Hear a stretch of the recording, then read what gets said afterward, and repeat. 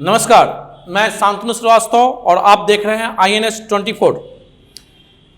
अभी आगामी दिनों में मोतिहारी नगर निगम का चुनाव होने वाला है और हमारा कार्यक्रम कैसा हो इस नगर निगम का महापौर, उप महापौर और वार्ड पार्षद, इसी के तहत आज हम मौजूद हैं प्रसिद्ध समाज सेवी और नेतृत्वकर्ता ओम प्रकाश श्रीवास्तव जी के साथ। ओम प्रकाश श्रीवास्तव जी, बहुत बहुत स्वागत है हमारे चैनल के तमाम दर्शकों की तरफ से आपका। हम ये जानना चाहते हैं ओम प्रकाश जी कि इस नगर का विकास कैसे हो और इस विकास के लिए किस तरीके का नेतृत्वकर्ता आना चाहिए, उप महापौर और महापौर या वार्ड पार्षद के रूप में। देखिए, पहले तो हम इस चैनल के माध्यम के जितने भी हमारे मित्र साथी हैं, पहले उनको मैं धन्यवाद देता हूं कि हमको मौका दिया बोलने के लिए। इसके लिए बहुत बहुत बधाई हो। आपने एक क्वेश्चन किया कि विकास कैसे हो, ये महापौर या नगर निगम जो बन गया मोतिहारी शहर, इसे विकास कैसे होना चाहिए। इसमें वार्ड आयुक्त भी चुनाव लड़ेंगे, आपको मेयर का भी चुनाव में कोई ना कोई उम्मीदवार लड़ेंगे, डिप्टी मेयर का भी कोई चुनाव लड़ेंगे। 3 पद है। अब विकास की जहाँ तक की बात है तो नगर निगम में उम्मीदवार तो बहुत हैं, वार्ड पार्षद में, वार्ड आयुक्त में भी उम्मीदवार बहुत हैं, डिप्टी मेयर में भी उम्मीदवार बहुत हैं।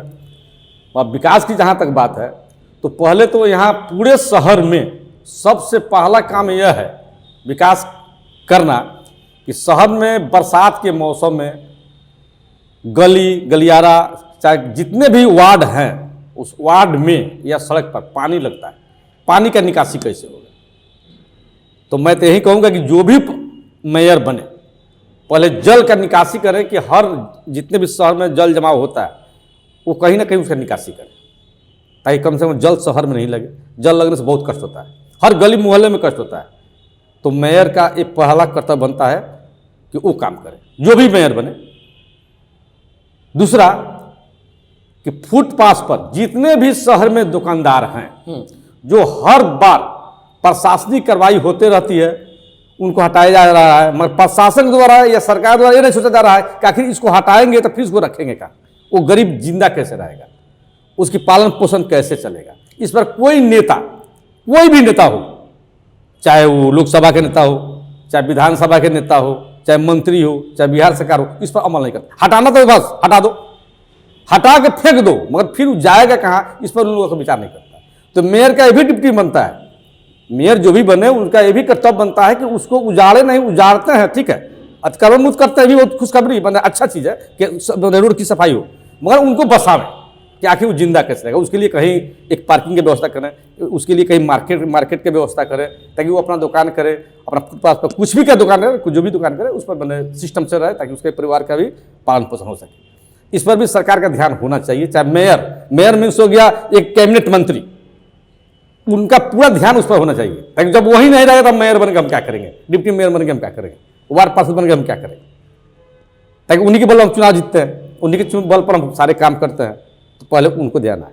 शहर में देखते हैं कि टेम्पू, रिक्शा, इसका कोई पार्किंग की व्यवस्था नहीं है।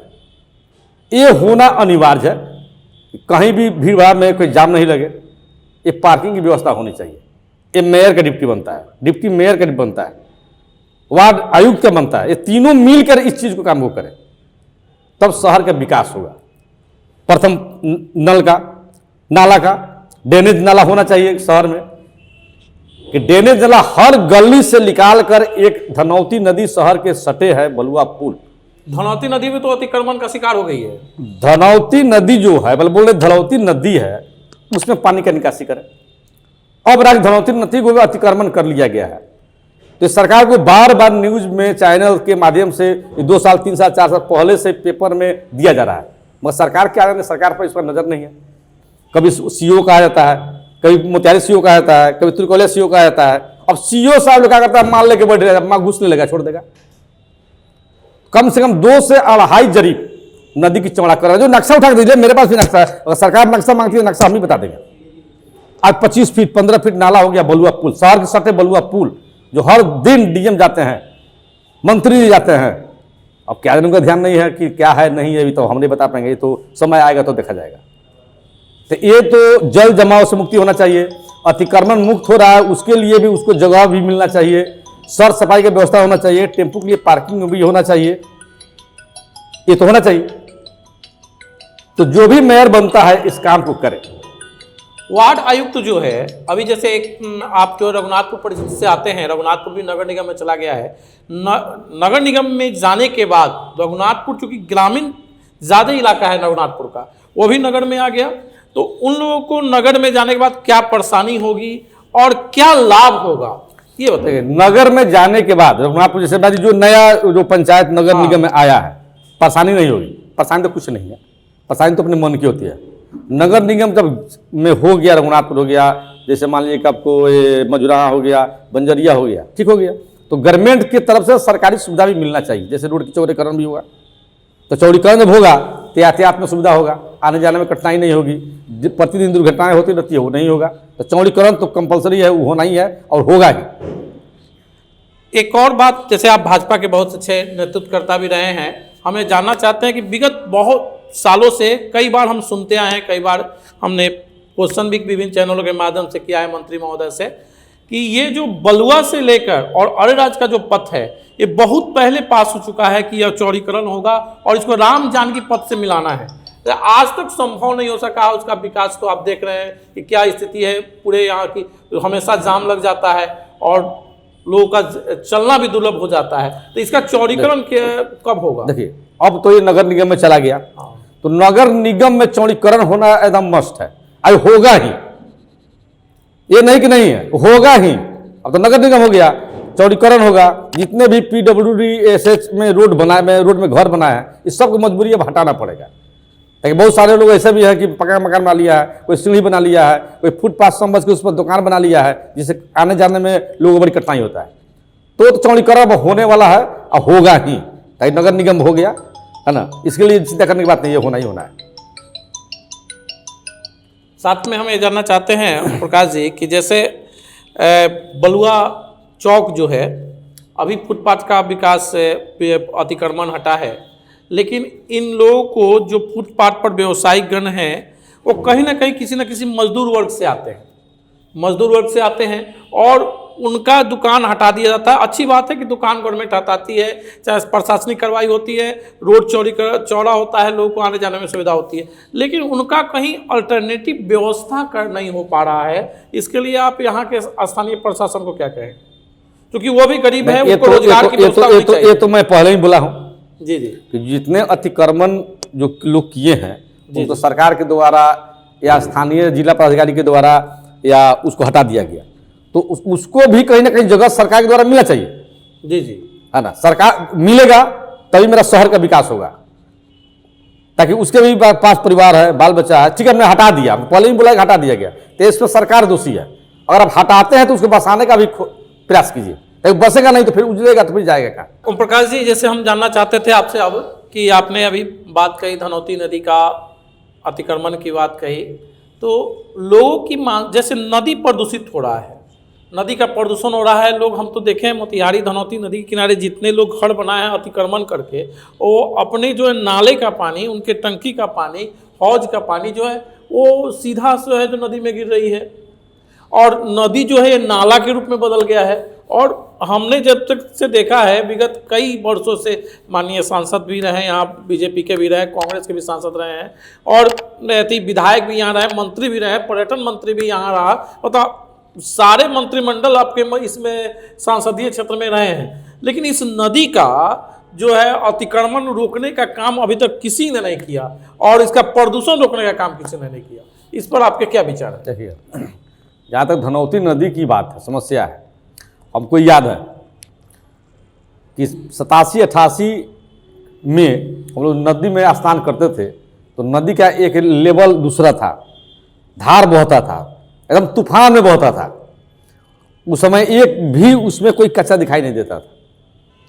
मगर जैसे जैसे आबादी बढ़ते गया, नदी का लोग अतिक्रमण करते गया, जमीन का कुछ लोग ब्रोकर जो हैं ये उल्टा सीधा पेपर बनवा के जमीन को बिक्री कर दिया। बाहर के लोग आता है मजबूरी में फंस जाता है, वो देख नहीं पाता है, वो देखता है जमीन सस्ता मिलता है, वो ठीक है, ब्रोकर जमीन बेच दिया, हमने जमीन खरीद के घर बना लिया। मगर प्रशासन को उस पर निगरानी करना चाहिए। इसे प्रशासन 100% दोषी है, इसलिए कि प्रतिदिन आते हैं और जाते हैं और देखते हैं।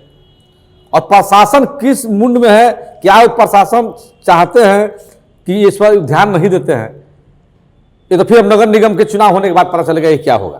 तो नया जो आएगा समीकरण, नया जो सिस्टम आएगा, उस बाद पता चलेगा उसका जो सर सफाई की जहाँ तक आप बात बोल रहे हैं, ये तो होना अनिवार्य है। ताकि नक्शा जो है बिहार सरकार का नदी का 200 फीट से ज़्यादा है, और अभी वर्तमान में कितना है? अभी 15 फीट, और नक्शा मेरे पास है।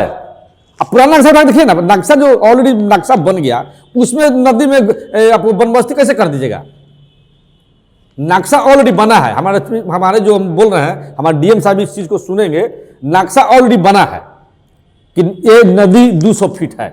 तो फिर उसमें जमीन जो भूमाफिया जो जमीन बेच रहा है, वो कैसे उसमें घुस जाएंगे? ये तो खुलेआम हो गया। जैसे किसी को किडनैपिंग करके हत्या कर दिए, उस तरह हम जबरदस्ती दबंगा के आधार पर जमीन को कब्जा करके जमीन को बेच दिए। मगर आने वाले समय में वो क्या होगा ये तो समय बताएगा। आज नदी का हो गया 15 फीट 20 फीट, आप वहीं चले जाइए, आपको मोतिहारी मेडिकल के आगे, मेरे घर के सामने, पॉलिटेक्निक कॉलेज के सामने पश्चिम, वहाँ उधर नदी ठीक है। तो उधर जब ठीक है, बंजरिया में चैलाहा नदी में ठीक है, तो फिर यहाँ पतला क्यों हो गया? माने और जो बंजरिया से आ रहा है नदी, उधर 200 फीट है। आप यहीं पर चले जाइए लुठाई स्कूल के पीछे, वहाँ 200 फीट ठीक है। तो बीच में कहाँ से पोखरा बन गया, नाला बन गया? नाला तो बनना चाहिए सबको ना। तो ये तो इसमें सरकार दोषी है। सरकार चाहे तो आज अतिक्रमण हट सकता है, नहीं चाहे तो कभी भी नहीं हटेगा। इसमें दोषी सरकार, बिहार सरकार है। चाहे बिहार सरकार के जितने भी उसमें जो मंत्रीगण है, विधायकगण है, वो दोषी है। एक और अंत में हम चाहते हैं कि यहाँ पर्यटन मंत्री भी रहे हुए हैं, और मोतिहारी शहर जो है, नगर जो है, मैं आपको बता दूं दर्शकों कि मोतिहारी नगर जो है बापू की कर्मभूमि रही है, ऐतिहासिक भूमि रही है। लेकिन आज तक मोतिहारी का पर्यटन दृष्टिकोण से जो विकास होना चाहिए, वो विकास नहीं हो पाया है। खासकर आपके भी मंत्री यहाँ रहे हैं, आपके पार्टी के पर्यटन मंत्री भी रहे हैं, माननीय सांसद महोदय भी रहे हैं, लेकिन इसका विकास जो उस ढंग से होना चाहिए वो नहीं हो पाया है। इसके बारे में अभी तो देखिए, मंत्री अभी हमारे मंत्री भी बड़े भाई हैं, तो वो अब क्या सोच रहे हैं, अब तो उस पर वो अपना खुद विचार विमर्श करेंगे, और जनता भी इस पर सोचेगी कि जनता फिर अगला बार उनको क्या चाहती है या नहीं चाहती है। ये तो उनके विवेक बुद्धि पर निर्भर करता है। मान लो विकास नहीं करते हैं, फिर जनता उन्हीं को जिताती है। विकास वो नहीं करते हैं, जनता फिर उन्हीं को जिताती है। तब जनता को समझ में क्या आता है और उनके समझ में क्या आता है, अब इसमें तो समय बताएगा। अंत में हम चाहते हैं कि हमारे दर्शकों को आप बताएं कि ये जो महापौर, उप महापौर कैसा हो, और आने वाले युवा जो हैं इस नगर के, वो अपने नेतृत्वकर्ता कैसे चुने, इसके बारे में हमारे दर्शकों को बताएं। देखिए, अब नगर निगम में पहले ही बता दिए हैं, नगर निगम में 3 पद हो रहा है अभी जी। एक मेयर का, एक डिप्टी मेयर का, एक वार्ड आयुक्त का। समाज को चुनना है, समाज को ही उससे भुगतना है। दोनों काम समाज को भुगत करना है, चुनना उसी को है, भुगतना उसी को है। तो हम यही कहेंगे समाज से, मोतिहारी नगर निगम के जितने भी 2 लाख 2 लाख जो मतदाता है, मैं उसे नर्म निर्दर के हाथ में कहेंगे ऐसे उम्मीदवार को मत चुनिए कि फिर 5 साल आप धनौती नदी की तरफ बहते रह जाइए। अच्छे उम्मीदवार चुनिए, पढ़े लिखे उम्मीदवार चुनिए, जो राजनीति जानता है, राजनीति से जुड़े हुआ है, उसको चुनिए। अब इसके साथ ज़्यादा नहीं कहेंगे। धन्यवाद, बहुत बहुत धन्यवाद आपका, आपने अपना कीमती समय निकाला। ऐसे ही नगर के प्रबुद्ध लोगों से हम बातें करते रहेंगे कि हमारा महापौर और उप महापौर कैसा हो। इसको जानने के लिए हमारे चैनल को लाइक करें, सब्सक्राइब करें और बेल आइकन बटन दबाना ना भूलें। बहुत बहुत धन्यवाद।